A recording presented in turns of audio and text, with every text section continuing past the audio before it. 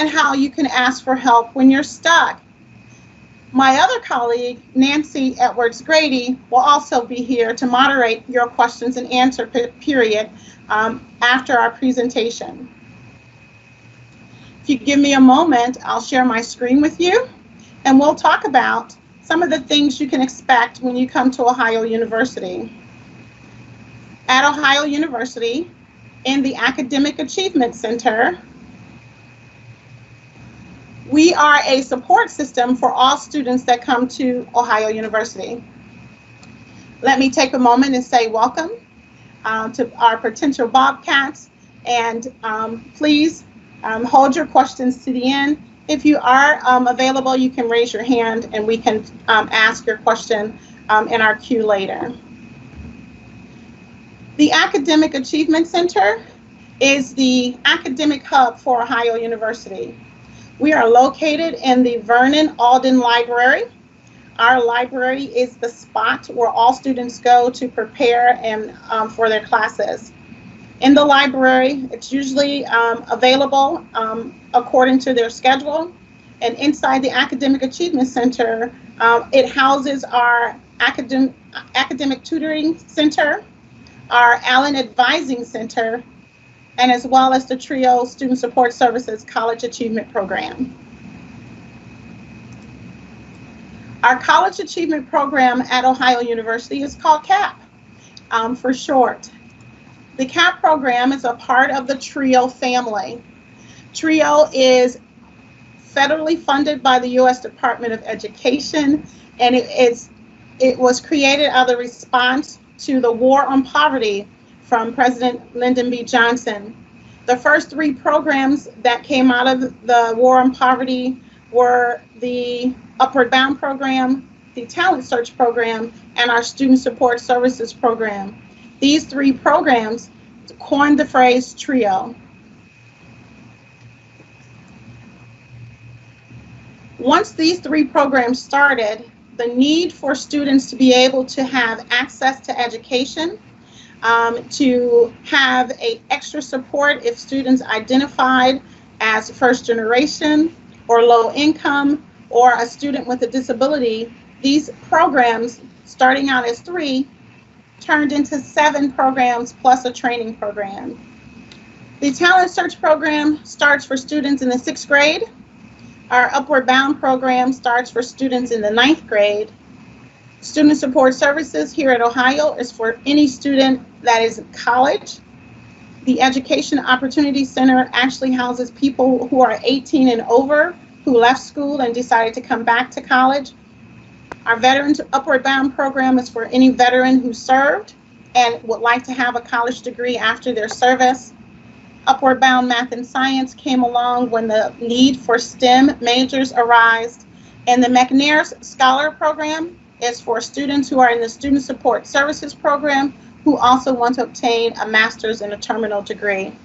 And to make sure that our TRIO students have people who can train them, the training programs train all TRIO professionals. In addition, we do serve 275 students. Again, you have to fit in one of these 3 categories.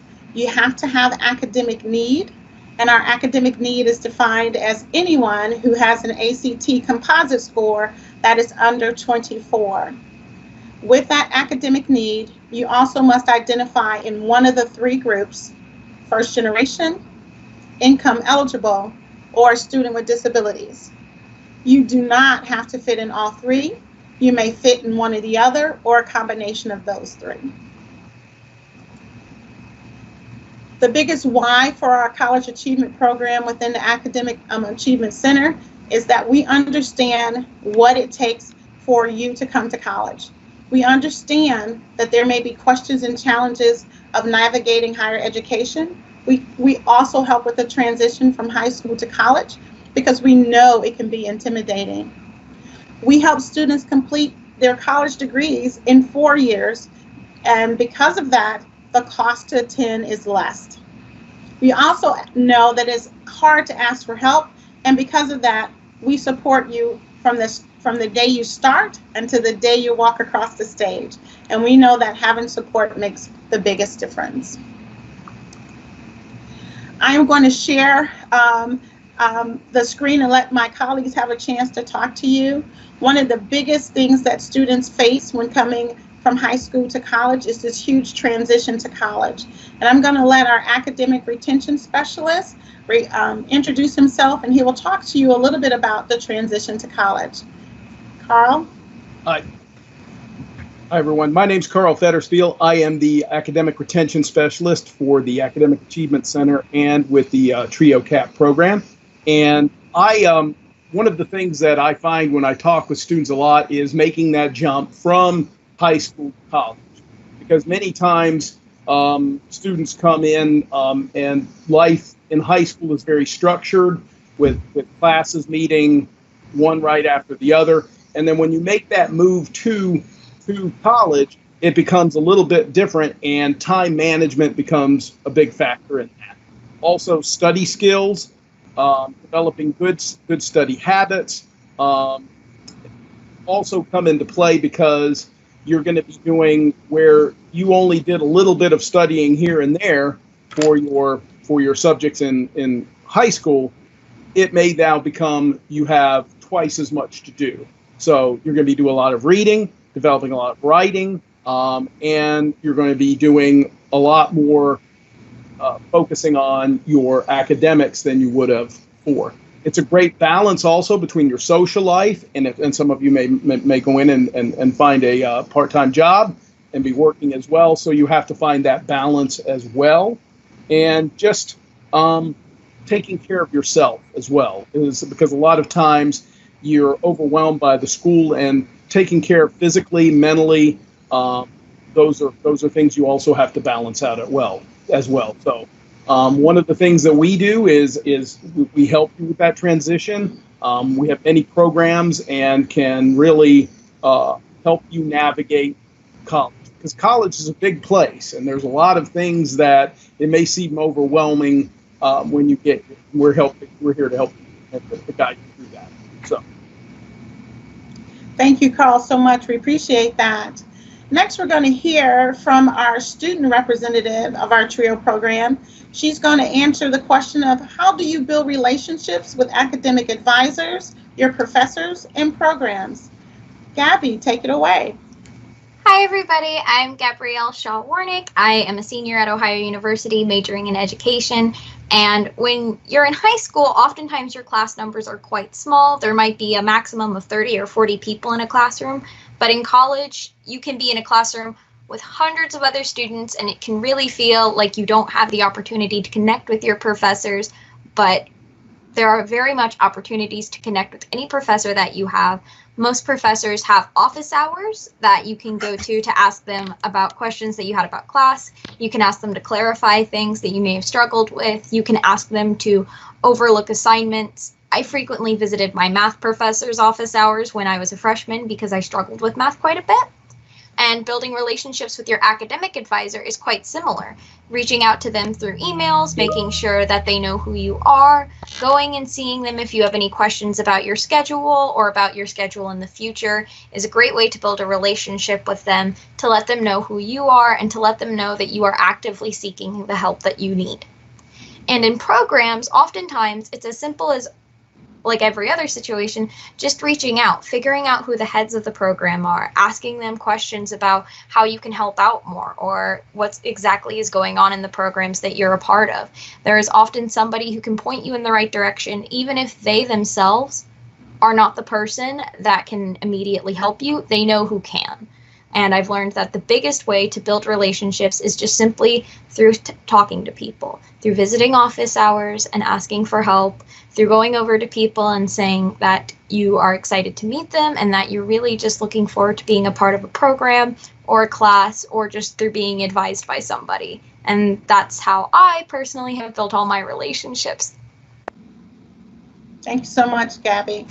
I am going to unshare my screen as I answer the last question. And the last question is, how do you ask for help when you are stuck? What do you do? If you start your class and you decided it was too hard and you stopped going, what do you do? And what you need to do or know most is that it happens to everybody. You're not the only one that has a problem and gets stuck. So the first thing you would need to do would be to make sure that you reach out to your professor, just like Gabby has shared with us. Talking to your professor is your first line of defense. Read your syllabus. And your syllabus is that 3 to 5 page paper you get when you first start your class. It's your outline, your recipe, or your map for your success in that class. That it's like the guide that says when everything's due, how do you talk to your professor, when the professor is available to meet with you. That is the most important thing that you need to make sure you understand when you transition to college. Your syllabus is your guideline to your success in each of your classes. If you're taking 4 classes, you're going to have 4 syllabi, which is the plural of that word. So if you get stuck, that's the first place to go. Talk to your professor, get that syllabus, make sure you know how to reach your professor, and tell your professor honestly what's going on. Trust me, they're professors. They have heard every story in the book. They know how to help you with whatever situation that you're going through. The next thing that may help you as you get stuck is to take good notes. If you don't take notes or you didn't have to take notes in high school, you may now have to take them in college. So be prepared to have that conversation with yourself. Make it okay. Give yourself permission to take notes in class. You'll still be considered big man on campus or big person on campus, but you're going to need to be able to say it's okay for me to jot down some notes that I can study on later. Also, if you get stuck, remember that it is okay to ask for help. As adults, as professionals, we don't know it all, and we still go to each other for help. Definitely, as we have transitioned into more technology in the virtual world, we all ask for help. If it's something you've never done before, it's okay to ask for help. If it feels funny, that's okay. I can tell you that at Ohio, no one's going to judge you about the questions you're going to ask. No one's going to talk about, oh, he asked this question or she asked that question. All we want you to do when you come to Ohio is to succeed. And the only way to succeed is to ask those questions. So we will more than likely be happy that you asked questions. So if you get stuck, these are the 3 things you need to do. Check your notes, check your syllabus, talk to your professor, and ask for help.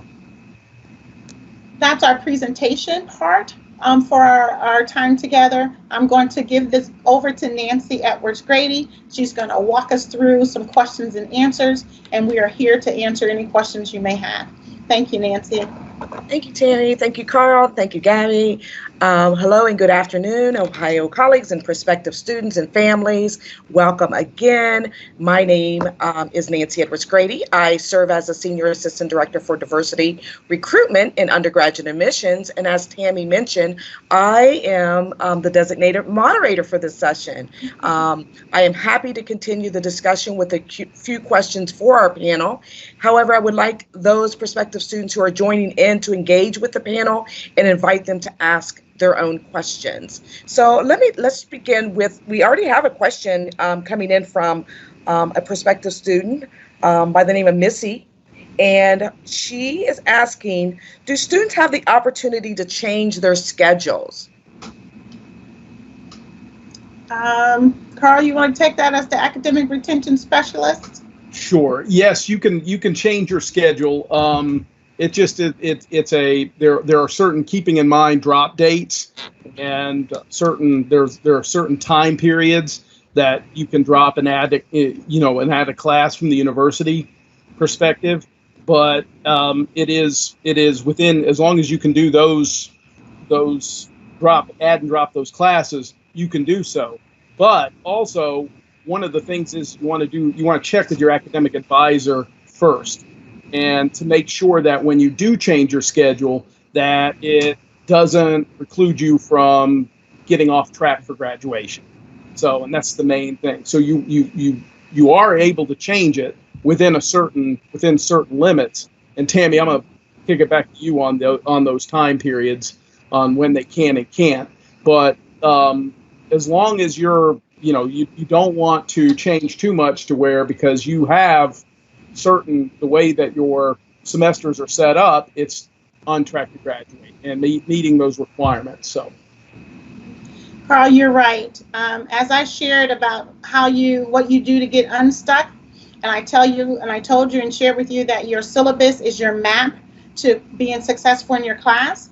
The next big document that you're going to learn when you come to Ohio is to learn what your DARS report is. And your DARS report is your map for your first year until you graduate. And your DARS becomes the overarching document that you follow step by step to get your degree in 4 years. So if you're dropping a class, your academic advisor, and if you're in our CAP program, your CAP supplemental advisor will walk you through that process and say, if you want to drop this class, it means it only comes every fall. So it may be a year before you can take it again. So we're going to make sure that we're checking every possible consequence of you changing your schedule. But if there's no consequence, yes, you can change your schedule. And Carl is also right. The DARS report comes from the biggest office on campus. It's called the registrar's office. The registrar has a calendar of events, and the calendar of events is the next thing you're going to look at, because it's going to tell you classes open on August 24th. The last day to drop a class might be September 6th. If that's the date, then you can change your classes at that time. You follow that particular guideline for when you can change your classes, when you register, and when you can no longer change your classes. So these are some of the documents that you would need to become familiar with as you transition from high school to college. Great. Who do I go to? Who would a student go to for help? I mean, would they just automatically, when they enroll at the university, are they automatically put in CAP, and who do they go to for help when they first arrive on campus? How are they made aware of CAP and how to reach out for those services? Usually, CAP is a part of our Bobcat student orientation. We are a part of the Ohio showcases. We come to all of the resource fairs. Our colleague who's on vacation this week, Dr. Indu Sharma, is the person that you run into. She's probably bouncing around our ballroom and making sure everyone has an opportunity to get information about our TRIO CAP program. If we're not at Bobcat Student Orientation, or BSO, as you're probably used to hearing it being called, we are in the library. We partner with your academic advisor. So your academic advisor is the person in the college that would give you your degree in your 4 years.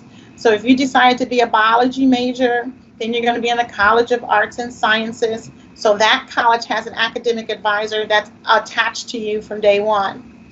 If you also become a part of our TRIO CAP program, you'll get myself, Carl, Gabby, or some other of our colleagues, and then we become your second line of defense. We are helping the academic advisor serve you. Your academic advisor may have 400 students, but in CAP, your CAP advisor may only have 80 students. So we work in conjunction with your academic advisor to make sure we can answer all of your questions in a timely manner. So you can find us in the library.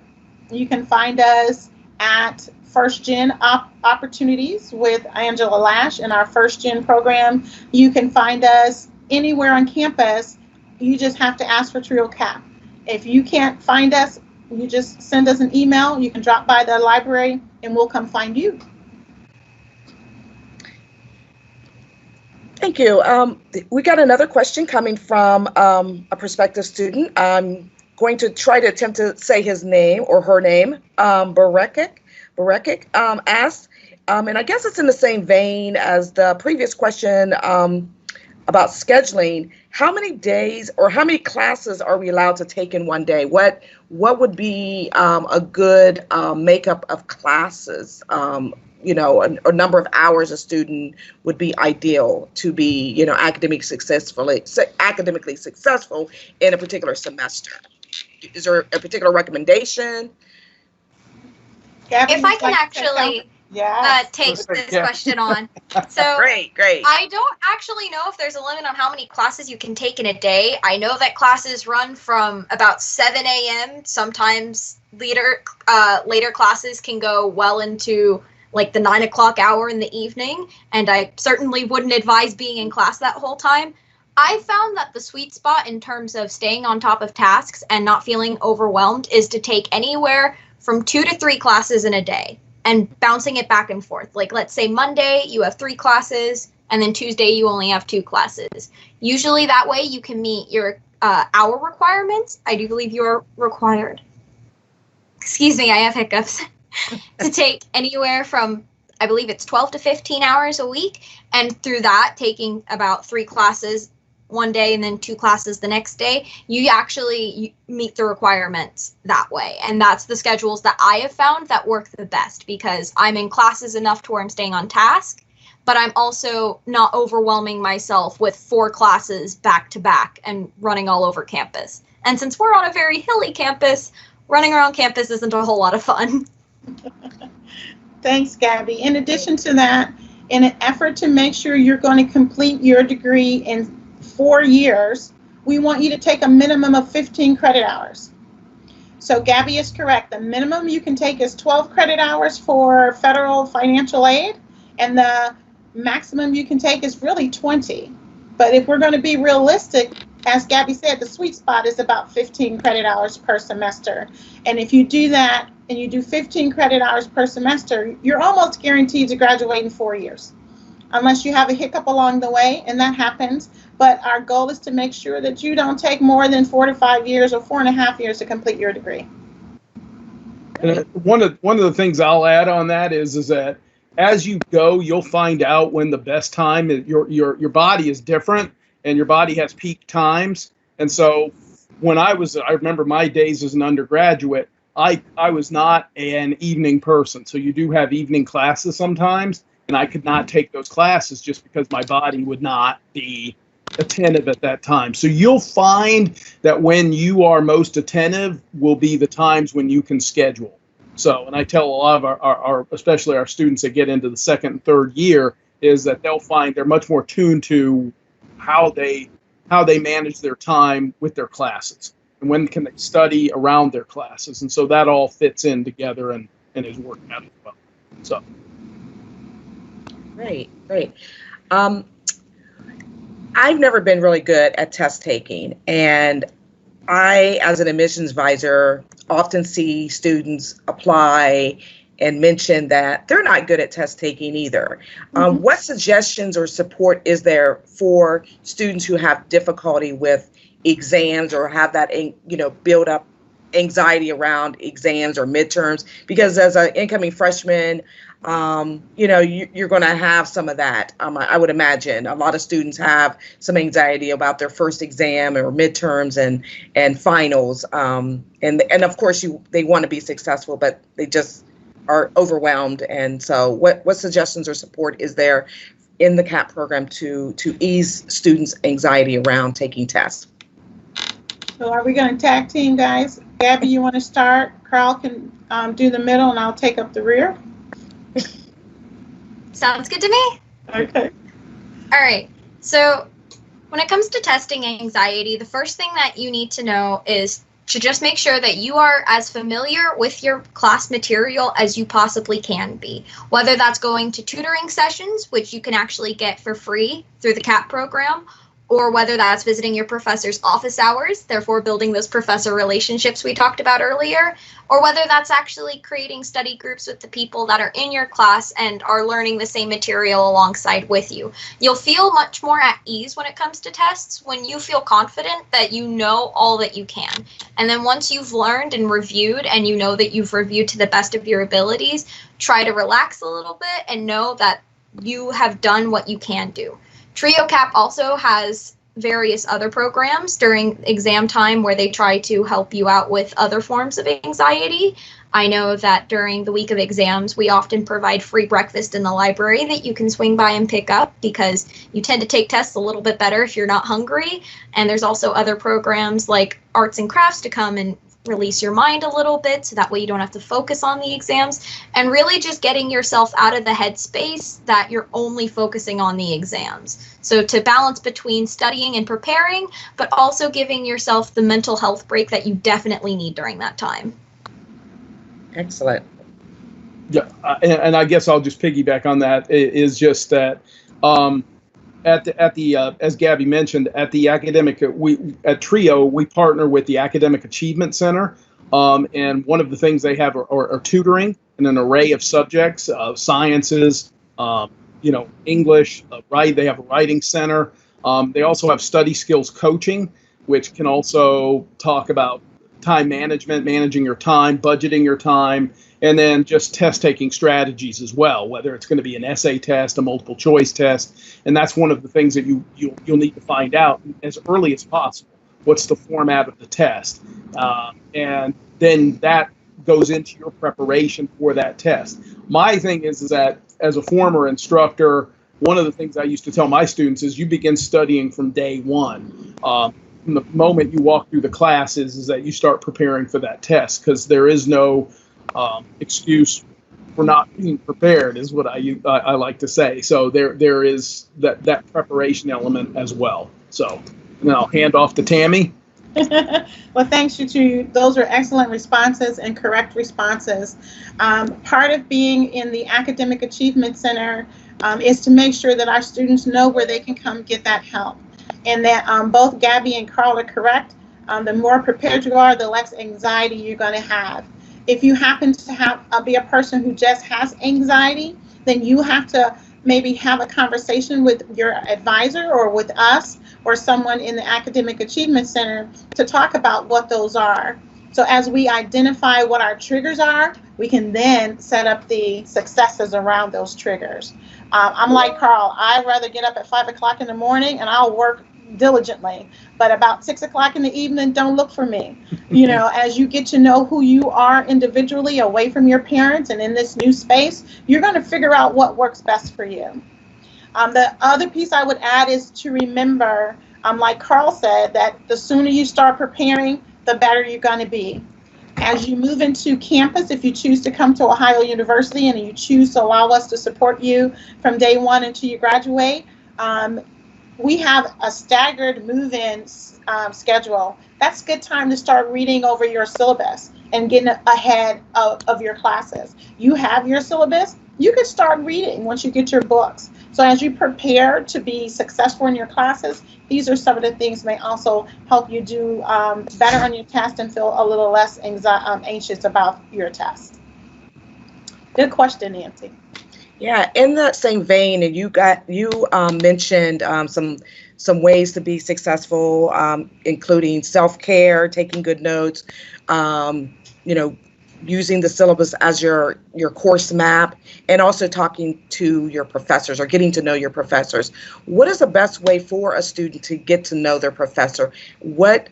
How would they first engage, particularly if someone, I know when I came to Ohio, and that's been many years ago, don't hold it against me, but I was the first gen student. And so, and an introvert. So I just found it very difficult for me to engage and maybe, approach my professors, because I saw them, as my professor, and it was just very difficult for me to engage with them. So what would you recommend to a student that may have similar issues? How about you, Gabby? All right, so I am also a first generation student. I very fortunately don't have the problem of being an introvert. I've always been very extroverted, but the best advice that I can give from my own experience is to just go up to them. It doesn't have to be the first day when everyone else is doing it. It can be the second day. It can be sometime before class, right before everything starts and they're still getting set up, to just go over to them and just simply say, "Hi, my name is so-and-so, and I'm taking this class with you this year." And just that little introduction right there, you'll get a feel for how they interact with their students. They'll usually be quite polite to you in return. And that's often just the smallest interaction that can make you a little bit more comfortable around your professors, is just simply going up and saying hi and introducing yourself. Okay, great. Thank you. I don't know if anyone else wanted to add to that. I didn't know first. I do. Okay. Great. I am a mom, and my daughter is a Bobcat. She is going into her junior year. And although she took College Credit Plus and she took AP classes, when she came to Ohio University, she was very nervous. One, her mom worked there, and two, she majors in Chinese. Who does that, right? One of the things I shared with her was building that relationship doesn't have to start in person. Say you are introverted, right? And going up to talk to your professor is scary. I suggest emailing them. Email them and say, hi, I'm Tammy. I'm going to be in your class. I'm going to tell you up front, I'm an introvert, but everyone has told me that the best way to pass this class is to get to know you as much as possible. I have your syllabus. Can you tell me what's the best way to succeed in your class? That's starting a relationship with your professor. Not everyone is, an extrovert, and not everyone is comfortable going up to a person that they don't know and having that conversation. I think another thing that you will realize and be able to recognize when you come to Ohio University is we accept people as they are. And so we don't expect you to not be who you are or your authentic self when you come to our campus. If speaking to a stranger is hard, we can understand that. Email that professor and say, hey, this is me. I'm going to be in your class. And if I can, I will email you first and then come talk to you. If you have to build up to that relationship, that's fine. But we do want you to reach out because that is the number one indicator that you're going to be successful in that class. It's being able to talk to your professor. And then that way, when you get stuck, the professor is going to remember who you are. So I think however you do it, whether it's via email or the way Gabby says, go up and talk to them, either way, you need to establish that relationship as quickly as possible. Great. All right. Really good questions and really awesome responses. Is there a mentoring program to help students with their transition to Ohio? Does the Academic Achievement Center offer a mentoring program? I'm going to talk for the Academic Achievement Center, and then I'll have Gabby answer for our TRIO CAP program, all right? So the Academic Achievement Center, which houses TRIO, the Allen Advising Center, and Academic Tutoring Services, the Allen Advising Center has advisors who are available, as well as GAs who are available. And from that, the First Scholars Program, which is also out of the Allen Advising Center, is directed by Angela Lass. The First Scholars Program is for first-generation students who may want a mentor as they go through college. The mentoring program from our First Scholars Program is for professionals who are first-generation college graduates as well. So if I stopped for a minute and asked everybody to raise your hand, if you were a first-generation person on this panel, who would raise their hand? Okay, so we understand that to be a first-generation student, you may need someone to help walk you through what it's like to go to college. So our First Scholars Programs has partnerships with professionals at college to be your mentors while you are a student at college. So at Ohio, that's a program that our First Scholars Program does very well. And in addition to that, TRIO has their own peer mentoring program, and I'll let Gabby talk to you about that because she's one of our peer mentors. Hi. So CAP does have a peer mentorship program, and I am one of those peer mentors, and you are assigned one of 4 or 5 possible peer mentors. You can meet with us at any point during the day, usually, especially if you have a close relationship with your peer mentor. You can usually send them a message or an email that says, hey, I'm struggling with this, can we meet and talk about this? And provided that they're not busy, they're usually pretty open to meeting with you. We also have study hours in the library where we're sitting at a certain table and in the library, and you can come over to us and you can just sit with us and work on work, so that way you're not alone. Or you can come with us and talk to us about anything that you're struggling with or anything that you're excited about, because we're here to celebrate all of your successes, but also help you through any of the lower points that you might be experiencing. Your peer mentor can also tell you about what's going on in the CAP program. So if we're doing something kind of fun or exciting as a whole group, your peer mentor is somebody that you can go to that event with, and that way you know somebody and they can actually help introduce you to other people if you so choose. And the mentorship program is really just a way to have somebody who's kind of been here for a while. We kind of know what's going on at this point, and we know how to get you around, and we're here to help you do that. Great. Thank you. Thank you. With there's a couple more questions. There's a couple questions that are coming in concerning, and I feel like I may be able to answer these concerning how the university is planning to reopen, for this fall semester. Maddie is asking, are we considering starting classes remotely until things get better in Athens County? And I believe that most of those answers can be found on our website. We do have some frequently asked questions found on the ohio.edu webpage, where students can find information about our plans to reopen for the fall semester. And do you know when schedules will be finalized so that students can make any changes? I'm not quite understanding what Missy may be asking about finalizing schedules. But I do have a question about, like, with some courses being online this semester for the fall semester, and as we reopen, of course, and return back to campus, and the potential for maybe more courses being offered online, how does CAP support students virtually? Are the services being extended virtually for those students for online classes, or should, if we were to go completely online, like we had to do, at the end of the spring semester?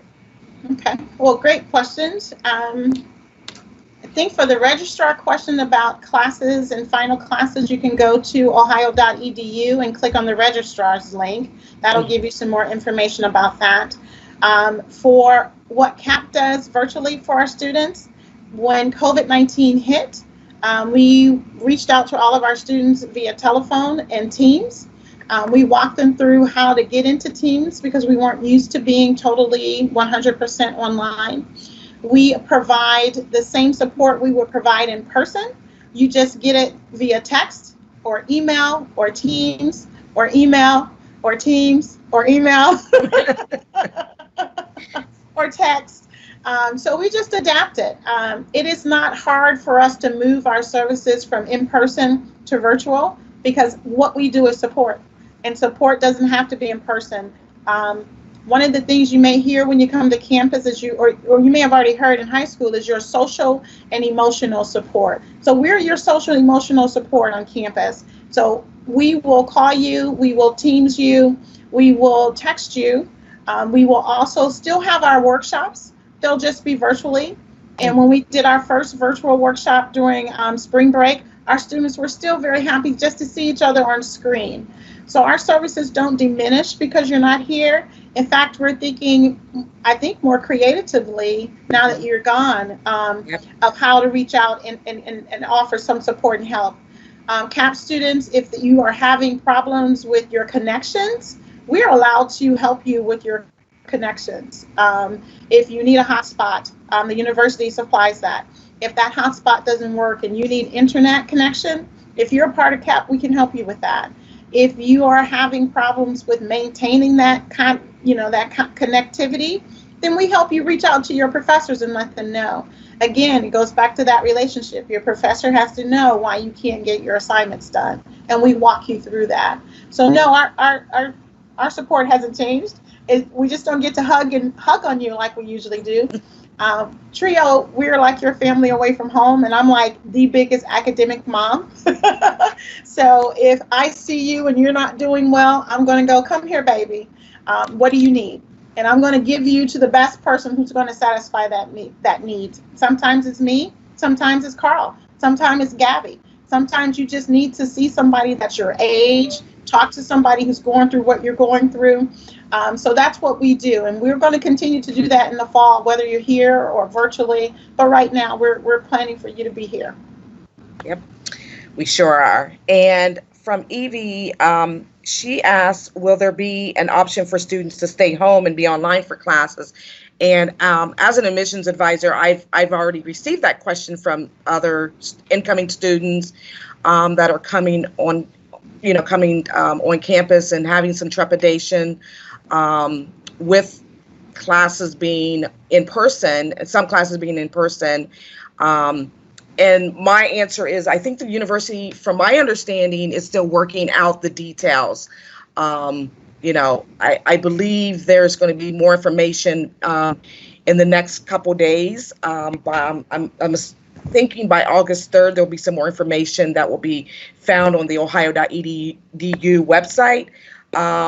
Information will also be emailed to students. We will not keep you in the dark about these things, because we know these questions are very important to you, and you want to get answers, and there's some nervousness about what's going on. There's some anxiousness, and so we will get that information out to students as we receive it from our leadership. So stay tuned for that information. Please keep checking our website for that information in your email as well.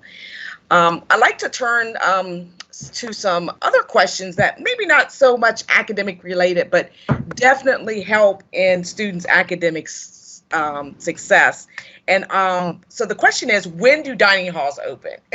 when can I eat? Because I need to nourish myself. I need to, fill myself up with food and make sure that I'm taking care of myself. So can you give me some more information about the dining halls and why that's important to students' academic success, I guess? Well, we know if you're not fed, you're not happy. We don't want you hangry on campus. That's not a good thing. I can tell you that the food at Ohio University is exceptional. I don't know that answer, though, so I'm not going to give you incorrect information. The best I would suggest is that you go back to our website and click on the dining services, and there should be some information there. I did not prepare for that question. That one got me, so you should get a prize for that question. But food is important. We know that's part of Maslow's theory of basic needs. So you got to have some food. And usually people in TRIO will tell you, I am the best baker and cooker on campus. I'm going to put that out there. Yeah, on campus. So usually our TRIO students are like, did Miss Tammy cook something? Is there something back there to eat? Even my colleagues are like, what did you bake today? Or what did you bring in? We know that you need to eat. The food will be there. And then on our campus, you're just, steps away from the eating places around campus. So we will make sure that you are fed. Okay, great. What are the library hours? Okay, question number 2. So the library hours, it depends on the floor. There are 2 floors of the library, the 2nd floor and the 4th floor, that are open 24 hours a day. The other floors... Let me stop you there. Oh, okay. That may change because of COVID-19. Yes. So again, I'm not going to answer that question because those things are still in the works. How can we keep you in a space that's used to being open 24 hours a day? Don't ask me how I know, because I don't stay at work very late. But it is usually jam-packed. It is the place where you can find any student that you're looking for by going into the library. But their hours will change to keep us safe, and I would rather that we stop and go look at that instead of giving you the wrong information. And that information may change. Again, wait till about August 3rd, where the university has a chance to solidify the best practices we can put in place for your safe learning at Ohio. Before we conclude the session, I'm going to ask one more question, and that could be a good wrap up, I guess, for a very good discussion, is why TRIO? Why participate in TRIO? Well, first of all, TRIO works. If you can't see, I don't know if you can see my little button. TRIO works. When TRIO was invented out of the war of poverty, we saw that there were families who were struggling financially. We saw that education is one of those big, what we call levelers, that allows families to step up and have their financial wealth increase with their educational gain. So TRIO became a beacon of hope for what we used to call the melting pot, right? It became the place where people knew that they can come and be supported as they go through things that they've never had a chance to go through before. First generation students, low income students, students with disabilities. So I say I become a part of TRIO because I am a first generation low income student. And I went to college sight unseen. One of my teachers said, I think you're smart enough to go to college. And they sent me to college. Without them doing so, I wouldn't be here today. So I think TRIO works because it helps people with exceptional hearts and exceptional minds who are committed to our nation growing, to put people in the right places to be exposed to higher education and impact the rest of our world. So that's why I think TRIO works. But each of you, feel free to share yours. I was going to say is that one of the things that I find is that the students, and Gabby is one of them, is that the students, that the desire to succeed is just, it's amazing. And the relationship that the students build with the staff and with each other, it's like one big family. And it's lifting, as Gabby has said before, it's lifting each other up. It's sharing those experiences. It is, and we have trips, we have cultural trips, we have workshops, we have professional development opportunities for students. It is all of that and offering all of those things to help to put students in the best place to succeed. And it is just it's an amazing program. And then I'll segue it over to Gabby.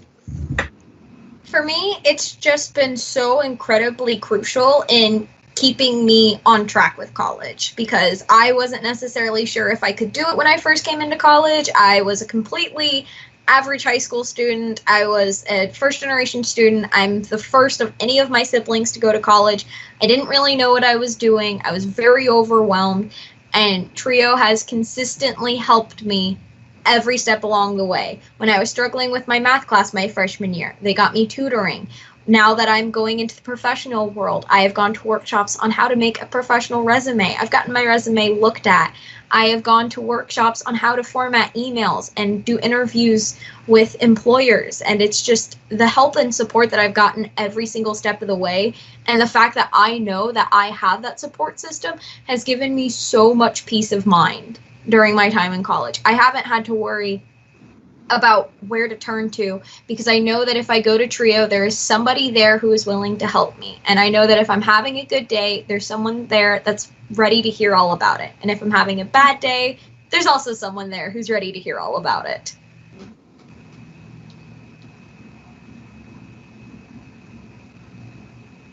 We can't hear you, Nancy.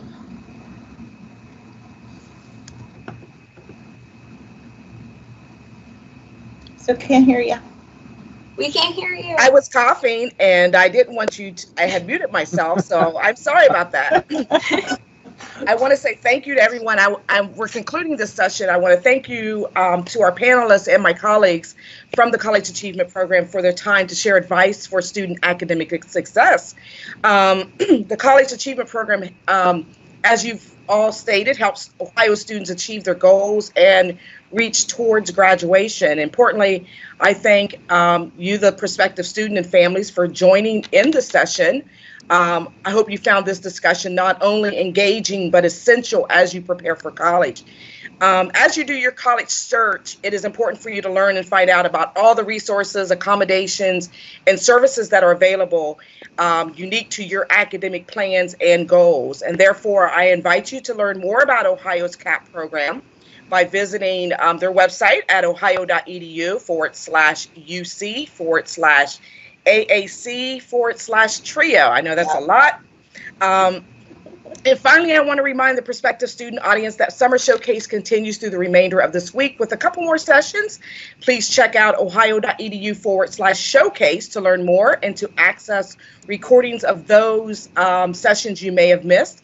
And of course, as Ohio continues to navigate this pandemic, additional programming is being planned and will be announced in the coming weeks. You can visit our virtual visit opportunities page for more information about those programs. And for more more answers about reopening this fall, you can visit ohio.edu/be-safe-bobcats. Again, thank you for joining in today, and we're signing off. Thank you, everyone. All right. Have a good night. You too. Good night. Bye-bye.